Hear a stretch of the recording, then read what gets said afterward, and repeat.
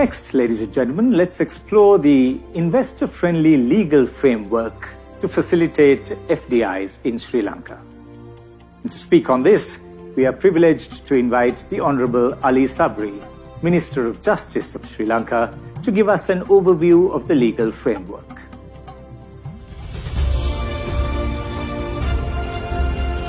Hello everybody. As the Minister of Justice of Sri Lanka, I was invited to speak today on the legal framework of our country and the manner in which it is conducive to the investors and those intent on doing business in Sri Lanka. Given how wide an area of topic of the legal system is, I will not speaking in depth, but will be taking you through some of the key areas which I hope will present you with a fair overview of the Sri Lankan legal framework. The Sri Lankan legal tradition is largely based on the common law, with the Roman Dutch law being the basic law of the country. English or the common law has replaced large areas of this law, including those relating to commercial and company law, and thus a lot of transactions are governed by English law. In this regard, the advantage is that the law in Sri Lanka is transparent and easy to understand. As an investor, you will see that there is no mystery in Sri Lankan law, and you will also find a level of familiarity in the legal framework as it is to a large extent a reflection of the English law. The commercial law and the banking law in Sri Lanka is more or less the English law, and thus the approach to transaction and the legal work will be smooth transition to what you are used to from the other parts of the world. Another factor that works to Sri Lanka's advantage is that it has a vibrant independent judiciary. Appointment to the Supreme Court and the Court of Appeal are made under the provisions of the Constitution, and there is a high level of protection to maintain the independence of the judges and their tenure. The appointment to the minor judiciary and the original courts are generally carried out by the Judicial Service Commission or on the recommendation of the Judicial Service Commission by His Excellency the President. The operation of the judicial arm of the government is carried out by the Judicial Service Commission, which is headed by the Chief Justice. Disciplinary and administrative control of the majority of the judges, other than those in the superior courts, are being carried out by the Judicial Service Commission, thus ensuring a high degree of independence devoid of any undue influence or interference. In terms of the legislative environment, Sri Lanka has a multitude of laws aimed at incentivizing and protecting the investors. The chief amongst the laws is the Board of Investment Act. This act has a multitude of provisions which make Sri Lanka an attractive destination for investment, in addition to affording the investor a high level of legal protection. In addition to this, the BOI has the power to grant certain exemptions to tax and duties for foreign investors meeting a special threshold. In the last few decades, many foreign investors have thrived and achieved extremely high level of success by virtue of this process. The court structure adopts a business-friendly approach to hearing dispute relating to commercial law as well. Sri Lanka has set up a specialized commercial high court a while ago, which is mandated to deal with commercial transaction above a threshold limit. Company law as well as the intellectual property laws are also being dealt by these courts. This court has gone a long way in overcoming the issues faced by those involved in commerce and enterprise. Currently, plans are underway to increase the number of the commercial high courts in order to further strengthen this process which would benefit the investor. Plans are underway to set up a special division in the Supreme Court to hear appeals from the Commercial High Court. This would, in effect, fast-track the entire process, right from the institution of the action, way up to the hearing of the final appeal. Sri Lanka has passed the Arbitration Act in 1995, which is based on UNCITRAL model. This gives parties the option of having their dispute referred to arbitration and designating the order of an arbitration tribunal as having the same effect as a judgment from a court system. Over the years, arbitration has been successful in resolving dispute between parties in a more efficient manner and currently works alongside the conventional court structure in our country. With the recent passing of the Port City Bill, the Port City, which is a special economic zone to facilitate investment, is being set up in Colombo. This will function in a way which is custom made for investors and is designated or designed in a manner to maximize an investor's return, as well as being a one-stop location for all investors' requirements. One of the topics that come up in any discussion on investment in a particular state is the Ease of Doing Business Index. Sri Lanka ranked 112 in the year 2018 and now had come up to 99. As a government which is concentrating on foreign investment, joint ventures and BOTs, instead of foreign debt, we understand that our position on the ranking are not very competitive. We also have identified one of the reasons for the Sri Lankan rank in the ease of doing business related to certain improvement which need to be seen in the sphere of the administration of justice. In order to meet these challenges, the Ministry of Justice, along with key stakeholders, are in the process of rolling out an ambitious project to improve the efficiency and efficacy of the administration of justice process in the country. In order to achieve the same, we have identified several key areas where it is important to see an overhaul of the system. Some of which are increase the number of courthouses and the judges to ease the pressure on individual judges to carry out their duties more expeditiously and efficiently.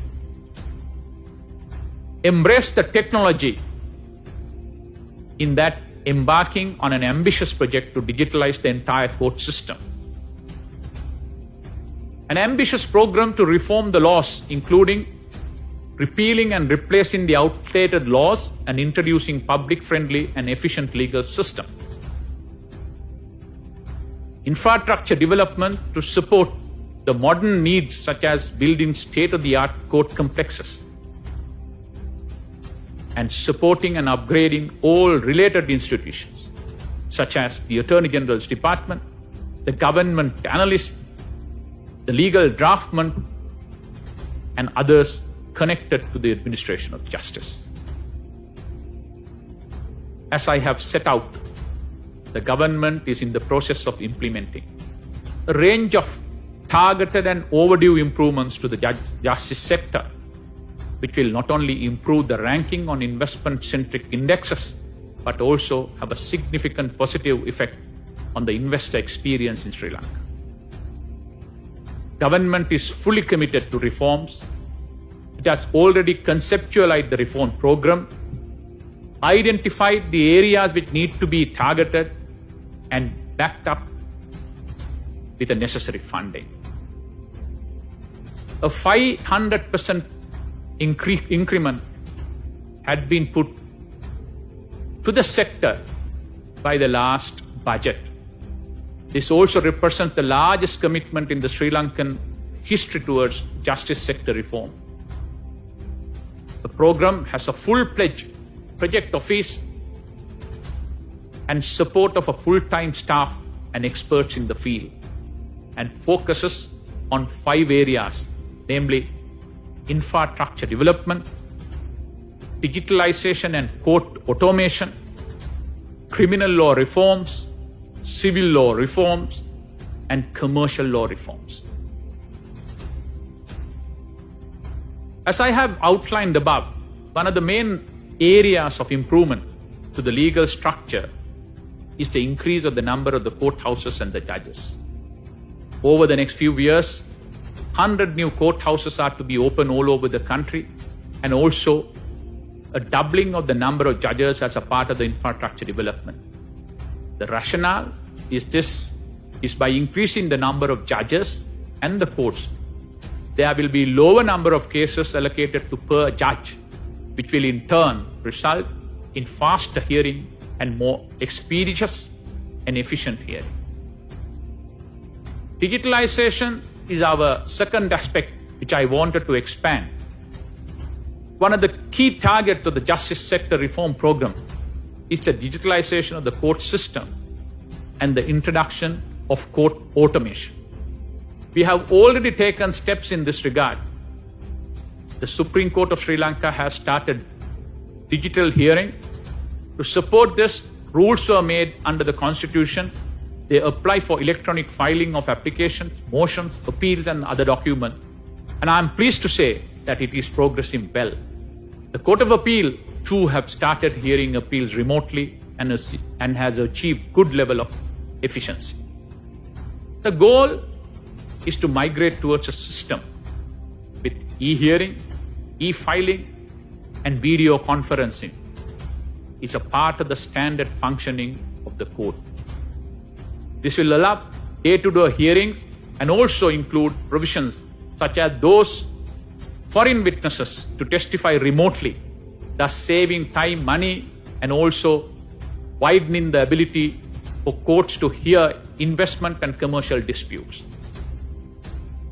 Court automation and digitalization process is currently at the procurement stage, and we will soon have a state-of-the-art legal system with best-in-class court automation and digitalization.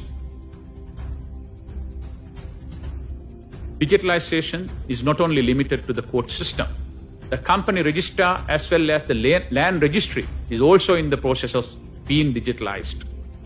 This will enable companies and businesses to have access to vital automation and obtain the necessary documents and documents online, and to do away with time-consuming and inefficient methods of requiring a physical presence in those offices. This will have a significant impact on the ease of doing business, as well as drastically cutting down the time and effort taken for essential tasks in running businesses in Sri Lanka. We have recognized that the legal framework need to be updated to be in line with the current global trends. Therefore, there is a widespread updating of legislation to bring it in line with the current global standards and also to replace outdated laws. We understand that investment in Sri Lanka would ultimately result in doing business here and dealing with local entities, and thus there exists a need for the ground level legislation to be positive towards doing business well. Many laws have already been updated, and range of other laws are in the process of being revamped and updated in line with the current global standards. In updating these laws, all stakeholders are being consulted through a system of advisory committees comprising of experts in the relevant field to ensure the final outcome is a high standard. The final outcome is of high standard. These advisory committees also entail areas of commercial law, corporate law, investment and banking law, which would allow the necessary updating to be done on a rapid basis. Therefore, updating the legislature is no longer to take unreasonable long as we are moving towards streamlining the process from identifying the issue up to the final acts or laws being passed in the Parliament. Some of the areas which are being updated and introduced are those relating to data protection, privacy, banking, intellectual property law, the company law, and the procedural laws relating to civil procedure. There are also special laws which are aimed at investors, such as those relating to the Port City Act and the Board of Investment. In addition to this, there is an update of laws relating to lands and land transaction, which is focusing on making the process more efficient and minimizing fraud. This would have a positive effect in immovable property transaction within the country, which is vital for a functioning business. One of the key components of the reform program is a rapid and widespread infrastructure development drive. As outlined earlier, there will be a significant increase of courthouses. However, it is not only a mere increase in the numbers, the courthouses themselves are to be next generation. The drive is a move towards state-of-the-art smart courts. They would be fully equipped with the necessary technological requirement and will be designated to function and will be designed to function in a more efficient manner by having a dedicated case management system and planned court administration. The desired result is to have courts where cases will be heard faster and more efficiently. The flagship structure in this drive is the House of Justice, a multi-tower dedicated complex in Colombo, which is designed to be investor and public friendly. The improvement to infrastructure will also entail the creation of new types of courts. One of the key changes being introduced the establishment of an investor court. Under this, cases meeting the criteria of being investors' dispute over a value of rupees 100 million will have specialized court allocated to hear the cases on a day-to-day basis. This will drastically reduce the time taken to resolve the said dispute and will have the advantage of being heard in a specialized setting focused on the investor. There will also be creation of small claim courts, which will be aimed at directing smaller claims to a separate system to free up the resources for larger claims in the main courts and also allowing the parties to fast-track resolution process for standard claims. This too will work for the benefit of the investors and businesses who can take advantage of the fast-track process to resolve smaller claims. Given that the litigation may always not be the most effective solution, we are also prioritizing the mediation as a method of dispute settlement. The move toward non-litigatory means of alternative dispute resolution to go parallelly with the court system at the benefit of saving the time and cost. This is in line with the current global practices, and we are confident that it would offer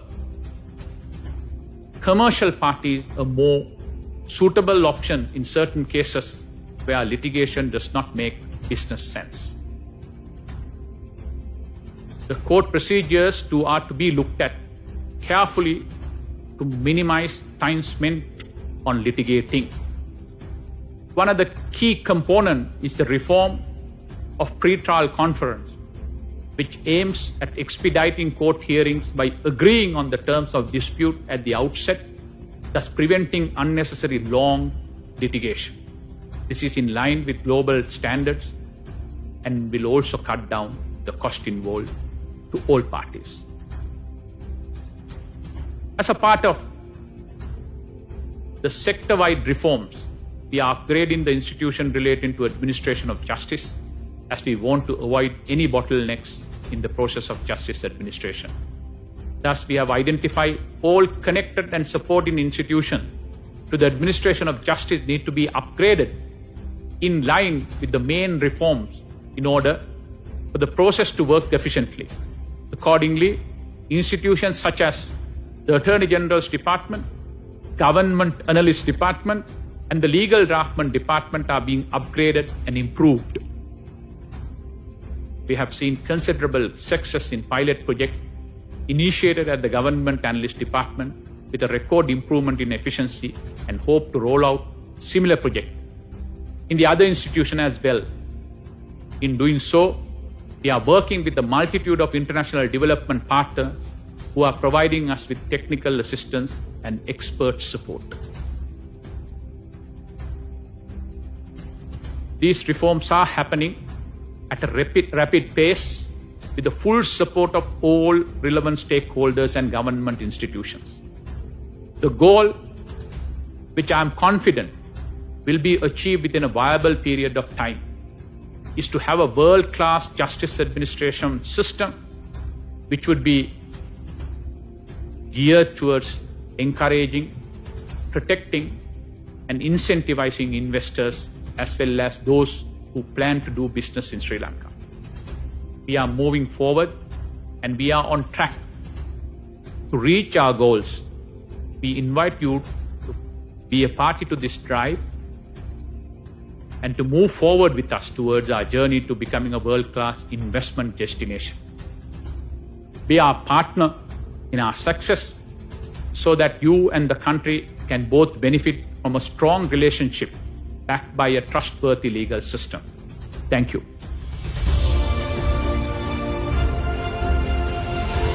Thank you, Honorable Ali Sabri, for your remarks on the legal framework.